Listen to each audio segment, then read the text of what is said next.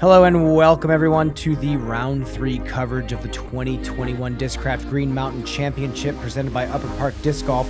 This is the front 9 coverage. I'm Brian Earhart, joined here by Nate Perkins yet again.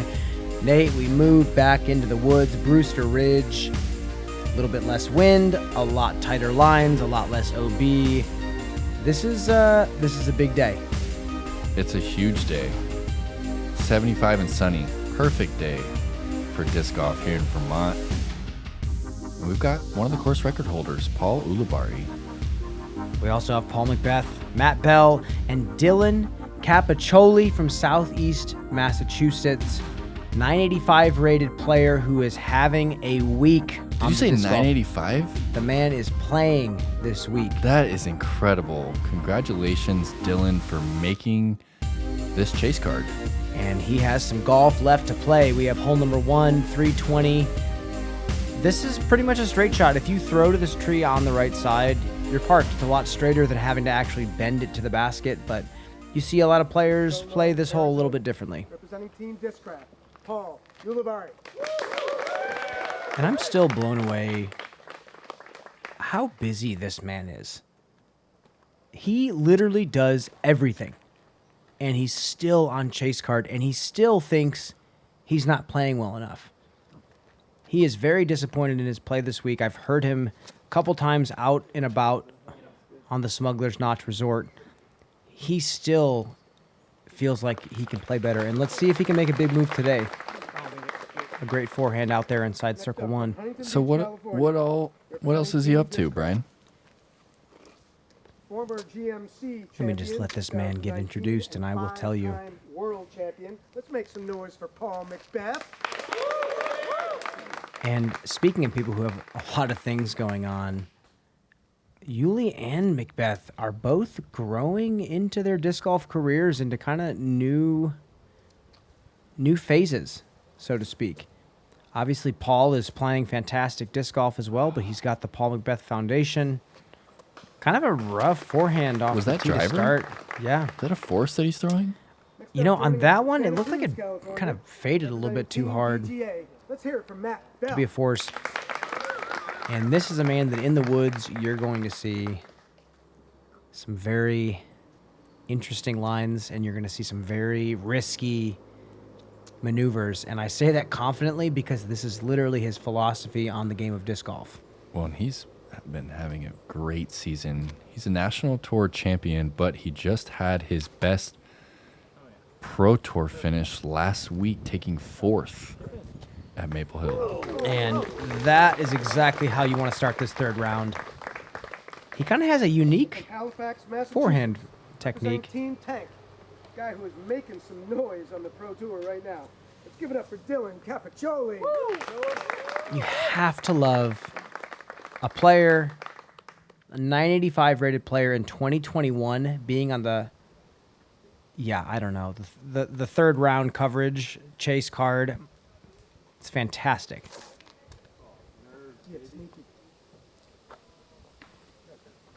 A little bit early. Yeah, you can almost see that he wasn't quite comfortable on that first hole. Can't blame him, though. Paul just floating one up to the basket. Yeah, so can you talk a little bit about what else Paul is I was up just to about to outside, say that, outside of the game? Paul is someone who has really grown into a role as a team captain, as a media personality, as a teacher. And I truly believe that he's trying to take,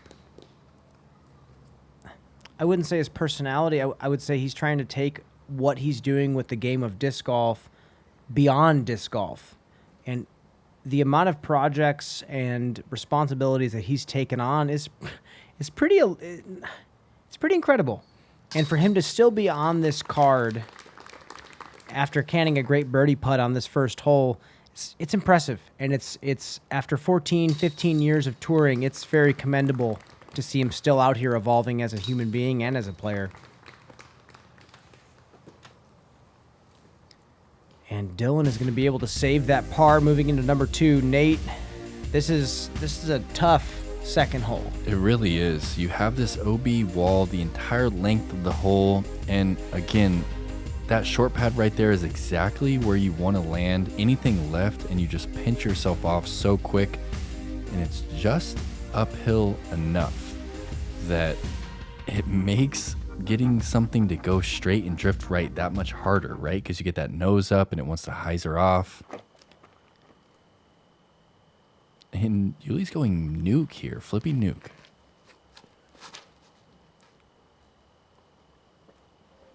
Yeah, you see that thing flatten out, but he's going to be up on that left side. But we saw him the other day get that far up there and actually have a pretty decent look at the basket. I'm wondering if he's just looking at distance as the most important thing in this hole rather than placement in that right gap.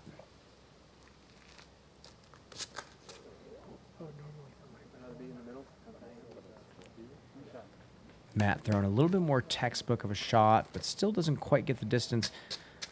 4 is going to look pretty nice from where he's at. And we heard Paul yesterday on social media say that he had an 8-stroke gap between first place, and he's ready for the challenge.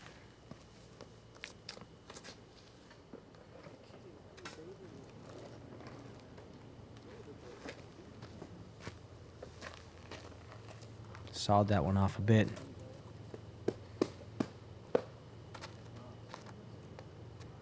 And we haven't quite seen anything from Dylan's game, so I'm really interested to see what his play style is looking like. Very interested. Oh, another just early out of his hand. Early with that first forehand, and again here with the backhand. This is a bad position right here for Paul. And he's still going for it. Oh, he got a little help there from the trees. That was not looking like it was going to land in bounds even.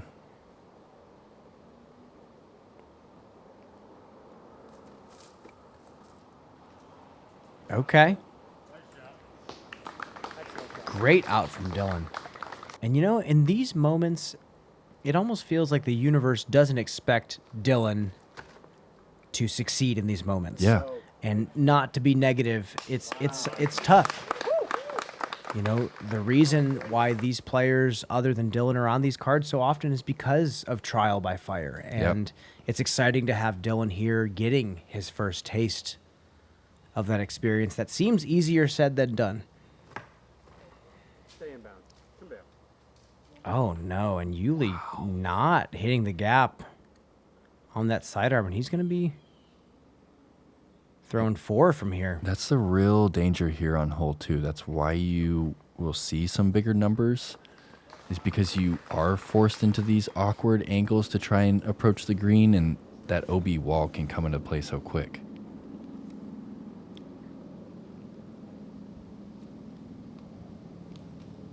Ooh, a little spinny, floaty putter up to the basket. No harm done there from Dylan.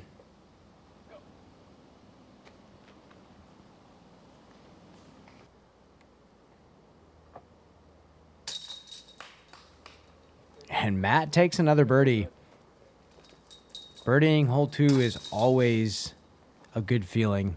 Averaging a 4.21 on the day. There's just a lot of awkward positions you can be in on this hole.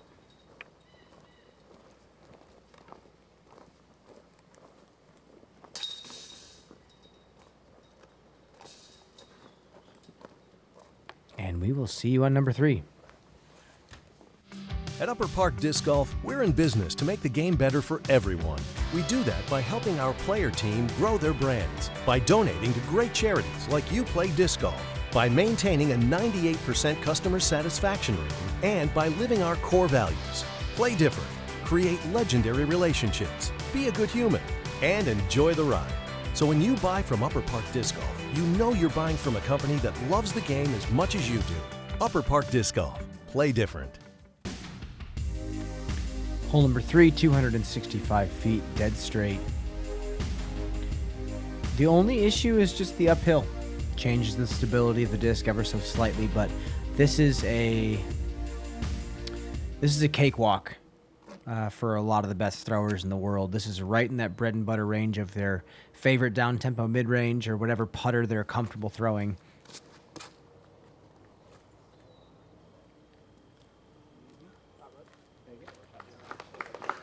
Yeah. Park job for Matt. That's going to probably be 3 for 3 for him.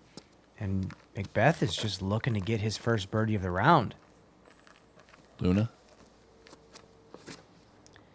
I don't know, but by the flight of it, it obviously looks like he very well could have thrown a Luna. Let's jump back to this putter throw and just look at how compact he is.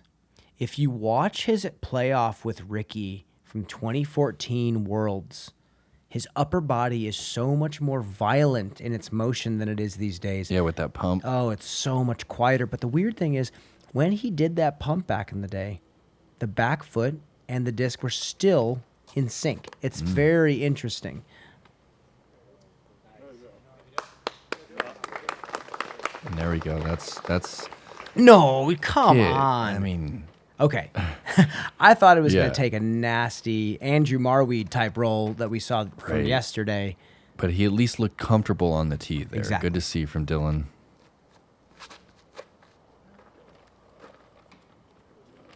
Oh, boy. Early release from Uli.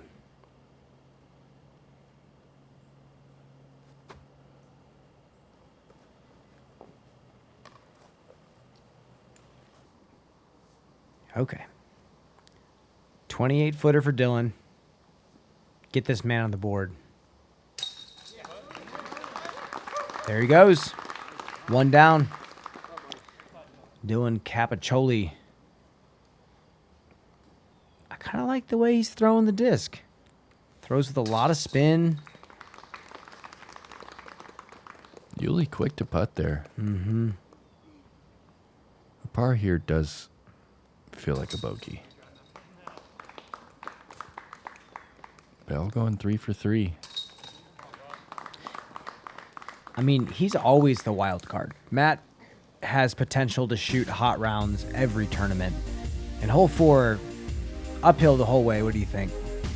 Yeah, another one where the landing zone is specific. You have to be right here in this gap where the drone is flying. You can see all the small trees on the left and the right. You can take yourself out of position really quick. And this green can be tough to park. You can kind of play it up that road for like a 20-footer or test the back door out over that wall. Looks like Bell's slowing it down here. Oh. And that's the tree that dictates the entire hole. And he has hit the outside edge and kicked to a part of the hole that takes birdie completely out of play and makes par very challenging.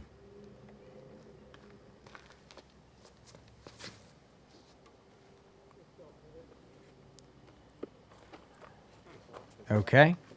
Not too bad from Paul. He's going to be pinched off on that right side. And Dylan is still opting for that uphill forehand.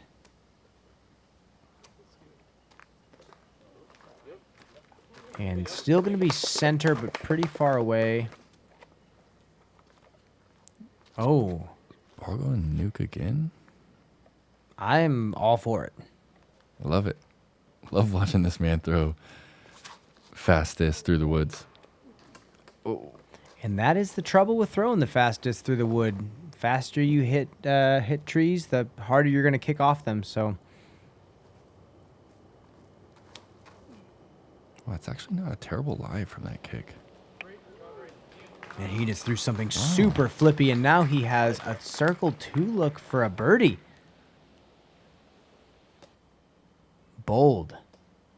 Bell not quite as fortunate with this lie right here. Looks like he's lining up forehand roller.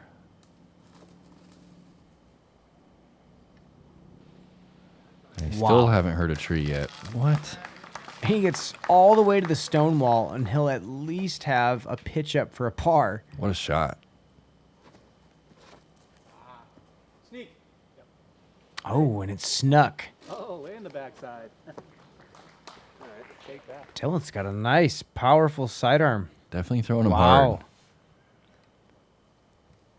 Checking out his PDGA, Brian. Did you say he signed up for the PDGA in 2019? 2019, I believe he's a 122 PDGA number. That's incredible. I'm telling you, man, it's different. absolutely incredible how many.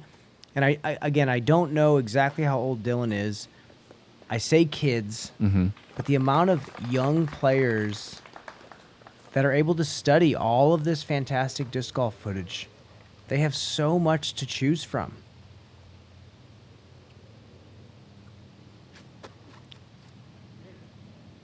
And in regards to, innovation and evolution of our sport, it's only going to continuously get better and better and better because people are going to see what this man, Paul McBeth, is doing now, and they're going to want to do it better. Wow. I don't know how much better you can do than that. Gatekeeper rewind. That is, wow, you're just like calling the future now. You know when all the rewinds are? I hope we rewind that one. That was sweet big time. putt. Fantastic birdie from Paul. He is now 2 down through 4.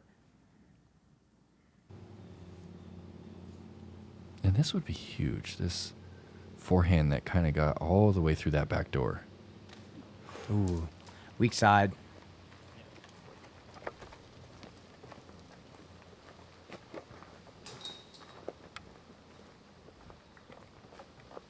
And Uli is going to tap in another par. He remains even.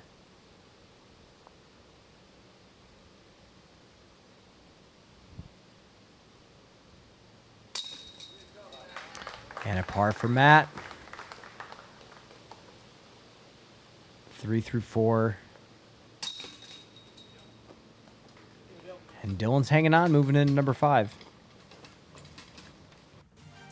The Rhino made my bag because of its consistency and the ability to easily float into a putting green softly.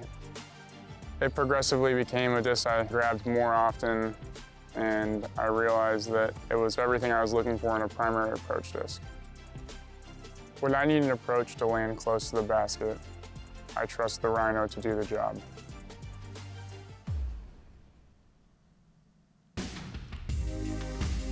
Hole number 5, 285 feet. Again, if you throw it straight and pin high, you're about 40. So you have to catch this corner and bend slowly down. The forehand gets tricky because of the downslope. But we see Paul going with a standstill sidearm. It's that same disc he threw on 1. It's kind of swirly. I'm assuming wondering. force. It seems too slow. Okay. And again, I say this speculating because he changes out discs so He really often. does. They got a swirly Raptor now? There's Raptors, and I'm wondering if it's also an Onyx. Okay. Oh, that. And Matt going forehand down the gut. And Matt Bell, unique forehand form, but we've seen him scramble with it. Yeah, look at that follow through with the karate kick. He reminds me of like Matty O in a way, of a very unique follow through that you could pick out from a crowd very easily. And Dylan. Oh, and he just no, worst it's case out of scenario bounds. kick. 3 more inches left, and that would have been just fine. And I've been loving watching Paul. He likes to flip this shot up instead of force it over. Oh, he skied it. Yeah, just nose up, right out of the hand. I always feel like this type of miss is a product of the brain last second being afraid of turning the disc over too much. Yeah, because of that OB. Yeah. And I wonder if your brain last second goes, okay, throw it hyzer, and it kind of flips the nose up. I've made the same mistake actually on this hole as well, throwing a lefty backhand. And he does not quite capitalize on that birdie putt.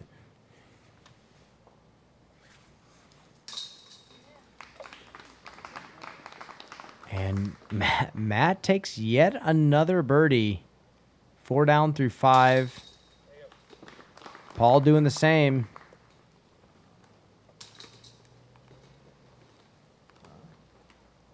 They all know Chris Dickerson is shooting hot, and they need to catch him. Hole 6 kind of sets the theme for Brewster Ridge with these just kind of downhill drifting shots. You said it before, Brian, you can't really throw something that is hyzering at the end. It has to kind of be flipping up while it's moving downhill from right to left. It's like that Corey Ellis roach shot, or you throw like the James Conrad flat, disc runs out of juice and then falls out of the sky shot. Either way, you have to go forward. And Paul has cut a little bit too inside.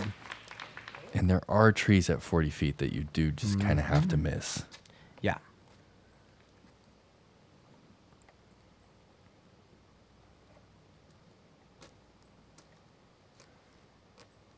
I think this is a rift that he's throwing. It's got a little bit of late stability to it, and he has also clipped the tree, but he's put himself inside circle 2 at least. That might not have been a bad tree. And here we go. Here's this roach. No, this right here, this is a Z ringer. Oh, the ringer. I'm sorry. Yes. That's my We were mistake. just I talking knew about that. Corey, yeah. Yes, the ringer. He loves to just throw this on such a steep hyzer.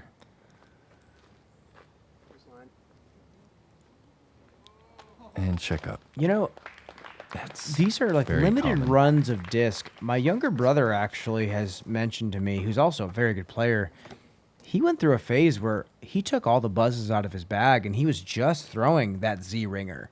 Oh, really? It's comparable to the buzz? He says it's a little bit distance? slower, but it's just Okay. extremely neutral and soft fading. So it's interesting to see Uli throwing it so much as well. Dylan puts one inside circle 1, a little bit inside, but he's going to give himself a chance to bounce back from that bogey on 5.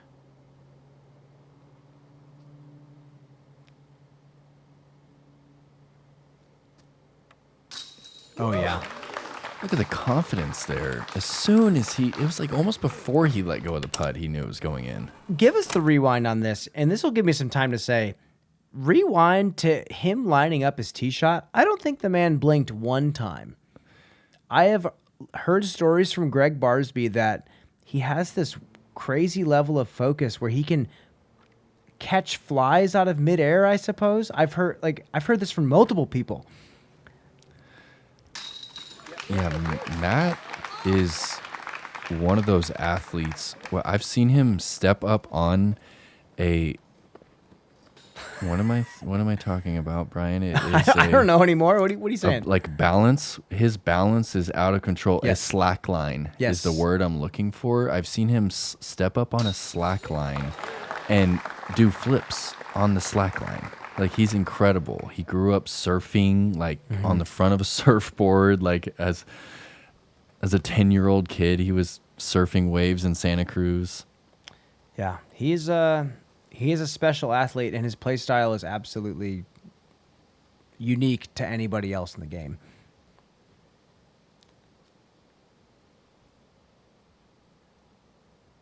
And Dylan snags a birdie for himself as well.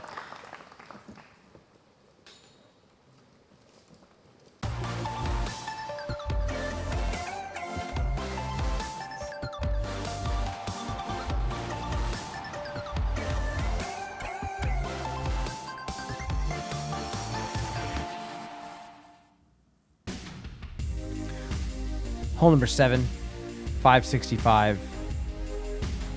Uphill to the left. We have this long gap the drone is flying. Very tough to access this landing zone. There's a lot of little lanes on the inside. If you do not get the distance, most likely you're having to hit a tight gap on your second shot. Yeah, it is a bomb and scramble hole, isn't it? Definitely. And you have to pick your line, commit to it. Paul's flipped this over a little bit. Not terrible. I don't know if he got the distance to have a more open gap, but we will see.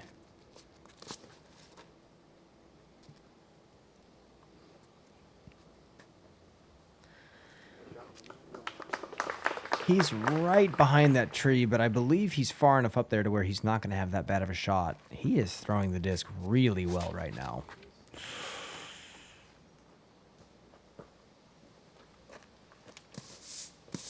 I don't know where that kicked off to. The T-pads were significantly better. Yes, they were. Than they were in round 1.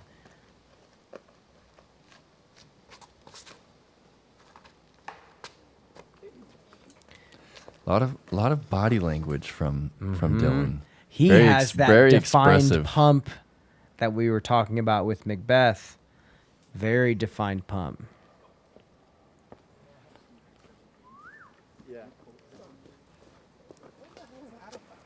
And Paul gets out there a decent ways, and he should be able to get up and down for a par.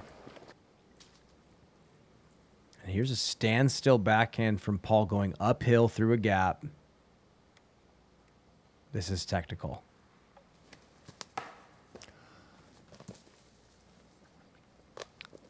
Nope. Kind of went to punch the ground there, and he just kind of stopped himself, picked up his disc. Takes a lot of control to not let the emotions Yeah. take over. Especially in the woods. Yeah, when you hit the first tree in front of you, it can be frustrating. I feel that. Matt didn't quite have a good lie. He'll be able to get up and down, and Paul still has work to do. Nasty kick on that second. Wow. Going against his body weight completely. That's an incredible shot. Yeah. Exactly, you said it. The way that he was standing and to generate that much power.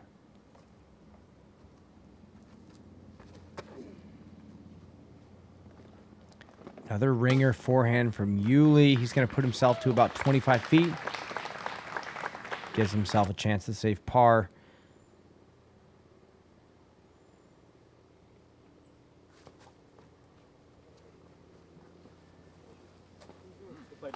Oh, yeah.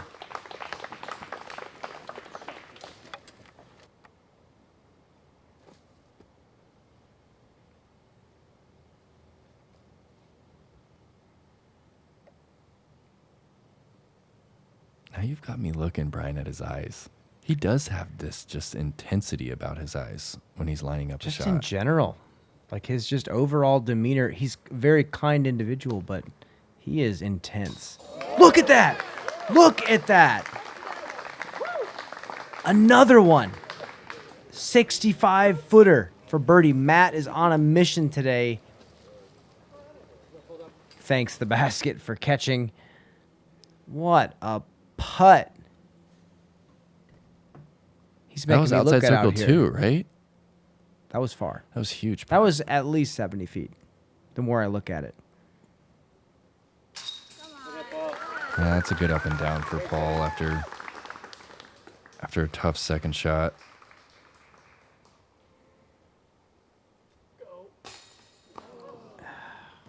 And that's going to be another bogey for Uli. He is having a very slow start.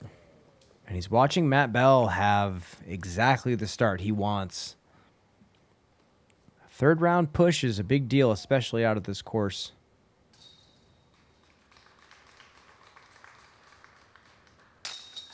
Well, Matt just has a 1 par through 7 holes. Yeah. He's moving.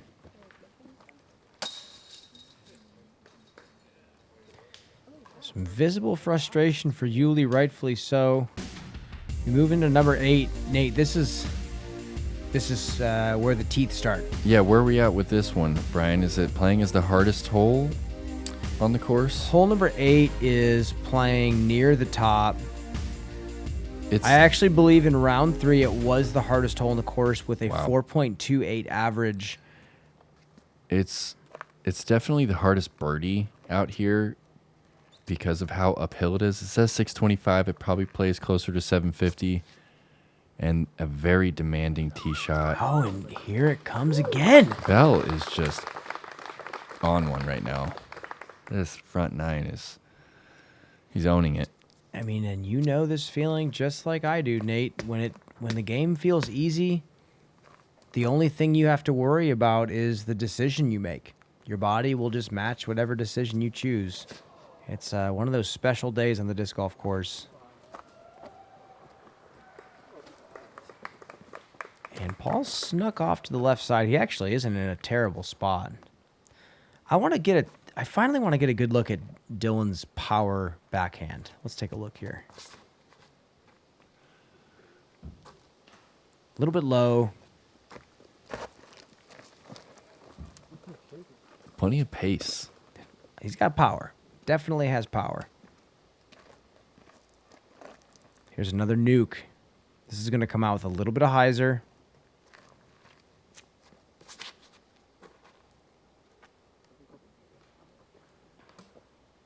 And gives himself the short tee pad. It's going to be a tough up and down for birdie, but he still has a look. And Dylan just needs to put this in the middle. Sit down.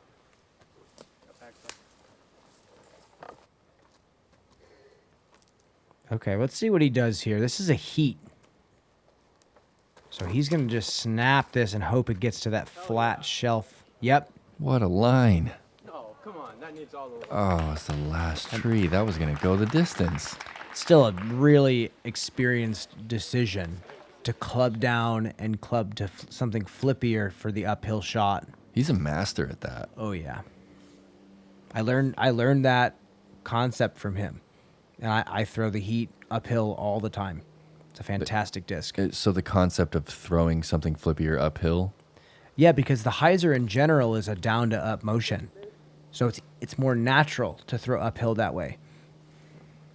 And then something that's that flippy that gets to flat easy higher in the air. Oh, where are you going? I wasn't gonna make it anywhere close anyways. Oh, no. Okay. All right, Dylan has an up and down. This is his third. Yeah. Great shot, Dylan. Oh, he almost dunked that. So is he throwing a mixed bag? I don't believe he's sponsored by a manufacturer Yeah. right now. That looked like a pig right there. Saw him throw a destroyer off the tee. Seen him on some YouTube videos with Simon and Casey White Okay. in Massachusetts. Not to say that he is with Discmania, but he definitely has some friends in high places.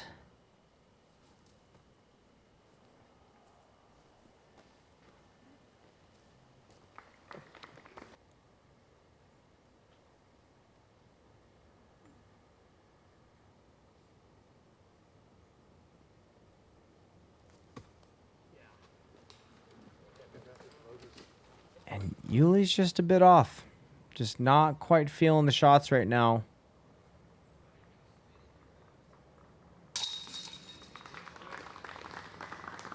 And that was for bogey. Yeah, this hole gets away from you fast. That's why it's playing as the hardest hole in the course. Tee shot's got to have power, got to have accuracy. And then the second shot, you have a lot of trees you have to miss.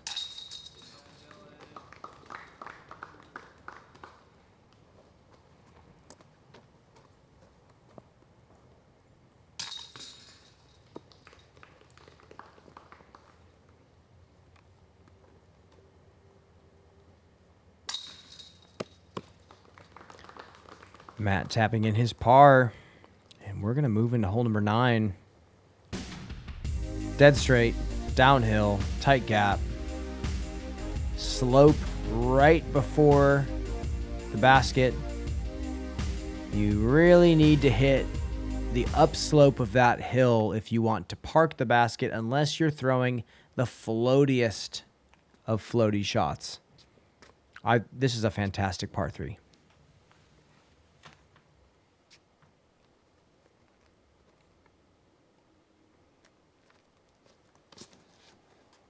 Bell going rift here again. And just touches the front of the Hits hill, the just hill like and you said. Goes pin high.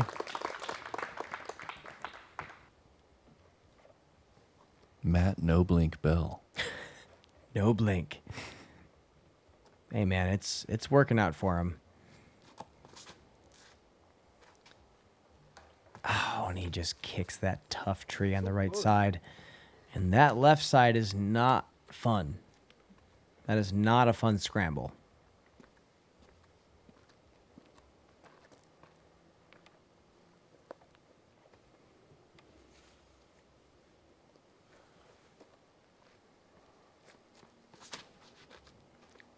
He's pulling it again. Yeah, it's been his miss today, hasn't it? Mm-hmm. And normally he says his miss is left. Okay. And I don't know if this just means he's tired. You don't normally see him miss right this many times. Just looks a little bit slow.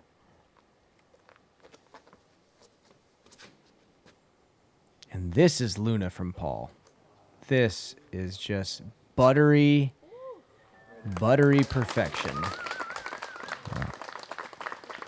It's incredible. It's a far-flying putter. Yeah, that was the shot. His best shot of the round so far. Ooh, What a reaction. Touch off the tree. We're going to plant another tree There in the we go. Gatekeeper disc golf course. Finally, we get a little tree love this round.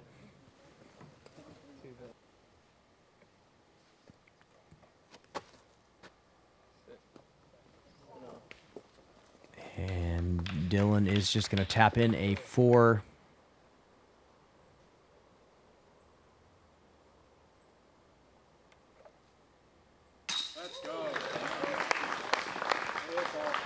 That's a good looking putt. Oh, yeah. Good par from early left. This is Bell for a fantastic front 9. Yeah, to shoot 7 on the front. Come on. No Wow. way. This man is making a push for the top. He's in solo 4th place right now. 7 down on the front 9. Yeah, he parred 4 and 8, which are 2 pretty tough par 4s. Paul also getting the birdie. I mean, the course record here is 13 under. 7 down the front 9 is very solid. And the back 9 has plenty of scoreable holes. Dylan is going to tap in a blemish of a bogey on the 9th hole. Showing some good spirits moving into the back 9. There you have it, folks. Yeah, I really like Dylan's energy. He's definitely stoked to be playing on this, Yeah, how can this you not be Gatekeeper stoked? Chase Card. I mean, yeah. Congrats again to Dylan and Matt Bell, just bringing the focus for us. 7 under on the front. Taking a look at the leaderboard here. Matt's not out of it. He's 8 strokes back with a round and a half to play. We got some shooters up at the top of the leaderboard. Chris Dickerson not trying to let go of that lead anytime soon. Thank you again for tuning into this coverage. Make sure to subscribe to Gatekeeper Media on YouTube. Again, I'm Brian Earhart. He is Nate Perkins, and we will catch you for the back 9 coverage.